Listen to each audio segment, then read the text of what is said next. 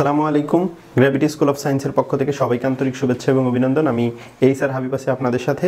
আজকে আলোচনা করব পদার্থবিজ্ঞান দ্বিতীয় পত্রের দ্বিতীয় অধ্যায় অর্থাৎ স্থির তড়িতের ধারাবাহিক লেকচার নিয়ে। আজকে মূলত টাইপ 13 থেকে 17 অর্থাৎ থিওরি যে আলোচনা করেছিলাম সেই থিওরির আজকে ম্যাথমেটিক্যাল টার্ম সলভ করে দেখাবো লেকচার 15। এবং দেখো প্রশ্নটি হলো 6 মাইক্রোফ্যারাড এবং 12 মাইক্রোফ্যারাডে ধারকত্বের দুটি ধারককে প্রথমে শ্রেণী সমবায় এবং প্রতি ক্ষেত্রে 100 ভোল্টের একটি ব্যাটারি সমবায়ের সাথে যুক্ত করা হলো। প্রতিটি সমবায়ের ক্ষেত্রে নিম্নলিখিত রাশিগুলো বের করো। তাহলে এখানে শ্রেণী সমবায় রাখছে, যে টার্মগুলো বের করতে কইছে এখানে প্রথম যে জিনিসটা বের করতে কইছে সমবায়ের তুল্য ধারকত্ব, 2 নাম্বার সমবায়ের মোট চার্জের পরিমাণ, 3 নাম্বার প্রত্যেক ধারক কর্তৃক গৃহীত চার্জের পরিমাণ এবং প্রত্যেক ধারকের পাতদ্বয়ের বিভব পার্থক্য বের করতে বলছে। এখানে প্রশ্নটা আনসার করার শুরুতেই আমি একটা বিষয় আলোচনা করে নিতে চাই, সেটা হলো একাধিক ধারক যদি শ্রেণী সমবায়ে যুক্ত থাকে। কিভাবে যুক্ত থাকে? শ্রেণী সমবায়ে যুক্ত থাকে, তাহলে সেই ক্ষেত্রে এই ধারকগুলার কি সেম থাকে আর কি ভিন্ন ভিন্ন হয়, এই বিষয়টা একটা আলোচনা করতে চাই। একাধিক ধারক যদি শ্রেণী সমবায়ে যুক্ত থাকে তাহলে প্রতিটি ধারকের চার্জের মান একই থাকে। কি থাকে? চার্জের মান একই থাকে, তবে ভোল্টেজ হয় ভিন্ন ভিন্ন। আবার একাধিক ধারক যদি সমান্তরাল সমবায়ে থাকে তাহলে একাধিক ধারক সমান্তরাল সমবায়ে যুক্ত থাকলে এক্ষেত্রে যে বিষয়টা সেম থাকে সেটা হলো প্রত্যেকটার ভোল্টেজ একই থাকে, বাট ভোল্টেজ একই থাকে তবে কারেন্ট ভিন্ন ভিন্ন হয়। মনে করো চার্জের পরিমাণ ভিন্ন ভিন্ন হয়, এখান থেকে যদি Q2 চার্জ যায় এখান থেকে Q1 চার্জ গেল, এরকম ভিন্ন ভিন্ন চার্জের পরিমাণ ভিন্ন থাকে তবে ভোল্টেজ একই থাকে। এই দুইটা কথা মনে রাখতে হবে। একাধিক ধারক শ্রেণী সমবায়ে যুক্ত থাকলে চার্জ সেম থাকে, ভোল্টেজ ভিন্ন ভিন্ন হয়। সমান্তরালে যুক্ত থাকলে ভোল্টেজ ভোল্টেজ একই থাকে কিন্তু চার্জ ভিন্ন ভিন্ন হয়। বিষয়টা গুরুত্বপূর্ণ। আমরা এখন প্রশ্নের আনসারে চলে যাচ্ছি। দেখো প্রথমে যে প্রশ্নটা সলভ করব সেটা হলো সমবায়ের তুল্য ধারকত্ব শ্রেণীতে যুক্ত করা হয়েছে। শ্রেণীতে যুক্ত করলে তুল্য ধারকত্বটা আমরা CS দ্বারা প্রকাশ করি এবং CS এর মান 1/CS = 1/C1 + 1/C2 এইভাবে বের করতে হয়। এখানে 1/C1 এর মান কত? C1 মানে হলো 6 মাইক্রোফ্যারাডে, C2 মানে হলো 12 মাইক্রোফ্যারাডে। তাহলে 6 আর 12 যদি লসাগু করি 12, আর 12 রে 6 দ্বারা ভাগ করলে 6 দুগুণা 12, 6 দুগুণা 12 যোগ 12 রে 1 3, তার মানে 3/12 1/CS বা CS = 12/3, 3 4 12 মানে হচ্ছে 4 মাইক্রোফ্যারাডে, আবার দেখো এই যে 4 মাইক্রোফ্যারাডে বের হইলো এটা কিন্তু তুল্য ধারকত্ব বের হইলো। এখন আবার বের করতে বলছে কি, প্রতি ক্ষেত্রে 100 ভোল্টের একটি ব্যাটারি সমবায়ের সাথে যুক্ত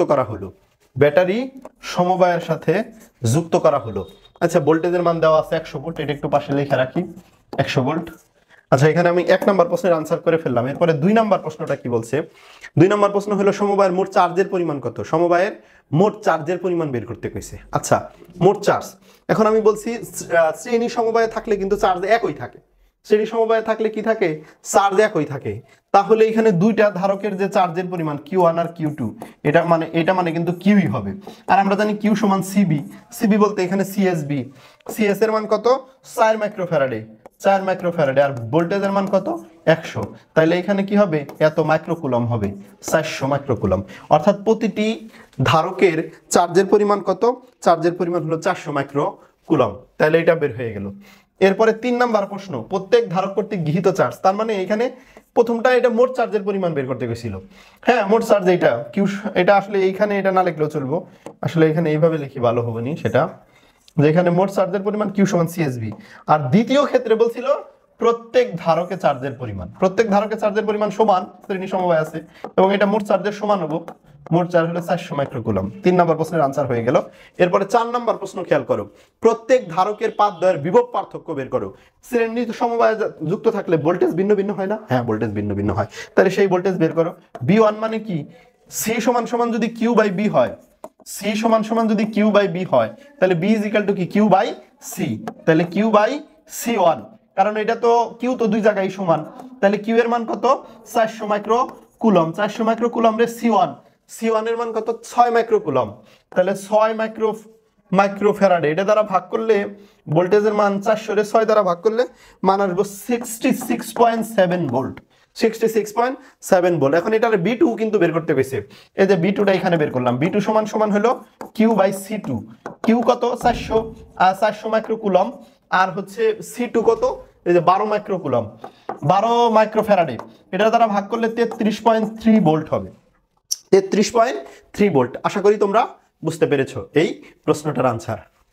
দেখো এই টাইপ আমরা আরো কিছু ম্যাথ সলভ করব, যেমন এই প্রশ্ন থেকেই জাস্ট একটু ভিন্ন থাকবে সেখানে। সেটা কি, এই প্রশ্ন থেকে একটু ভিন্ন থাকবে, সেটা হলো সমান্তরাল সমবায়ের জন্য করব আমরা।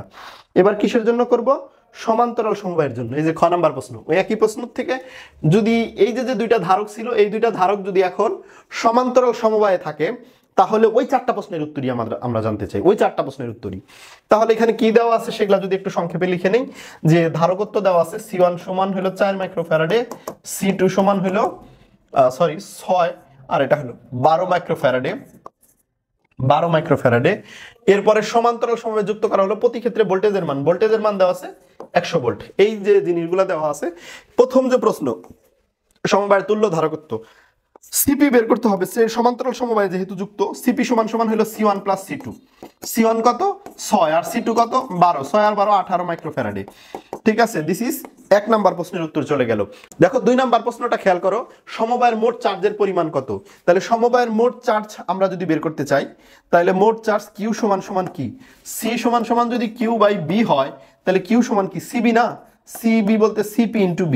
তাহলে CP-র মান কত 18 মাইক্রোফ্যারাডে, আর বির মান কত, বির মান হচ্ছে 100, বির মান 100, তার মানে 1800 মাইক্রোকুলম। এটা কি হবে, এটা হলো কিউ এর মান বের হবে। এখন 3 নাম্বার প্রশ্ন কি কইছে, 2 নাম্বার প্রশ্নের আনসার হয়ে গেল, 1 2 কমপ্লিট। 3 নাম্বার, প্রত্যেক ধারক কর্তৃক গৃহীত চার্জের পরিমাণ, প্রত্যেক ধারক কর্তৃক গৃহীত, মনে করো Q1 এর মান, Q1 মানে কি, তাহলে C1 into B, C1 into V।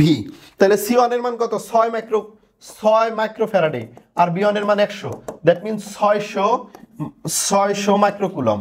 এরপরে Q2 মানে হলো C2 ইন্টু B, C2 মানে কত, C2 মানে হচ্ছে 12, 12 100 দ্বারা গুণ করলে 1200 মাইক্রোকুলম হবে। তারপরে 4 নাম্বার প্রশ্ন হচ্ছে কি, প্রত্যেক ধারকের পাতদ্বয়ের বিভব নির্ণয় করো। এই সমান্তরাল শ্রেণী সমবায়ের ক্ষেত্রে কি বলছিলাম, যে ভোল্টেজ একই থাকে কিন্তু চার্জ ভিন্ন ভিন্ন হয়, আর সমান্তরাল সমবায়ের ক্ষেত্রে বলছিলাম চার্জ ভিন্ন ভিন্ন হবে বাট ভোল্টেজ একই থাকবে। অর্থাৎ এখানে প্রত্যেকটা ধারকের ভোল্টেজ মোট ভোল্টেজের সমান হবে। মোট ভোল্টেজ কত 100 ভোল্ট, অর্থাৎ প্রত্যেকটা ধারকের ভোল্টেজের মান কত 100 ভোল্ট হবে। আশা করি তোমরা বুঝতে পেরেছো। তো এরকম বিভিন্ন সাবজেক্টের ধারাবাহিক MCQ, CQ এবং লেকচার ভিডিও পেতে গ্র্যাভিটি স্কুল অফ সায়েন্সের ইউটিউব চ্যানেল এবং ফেসবুক পেজের সাথেই থাকো। ভালো থাকো, সুস্থ থাকো, আসসালামু আলাইকুম।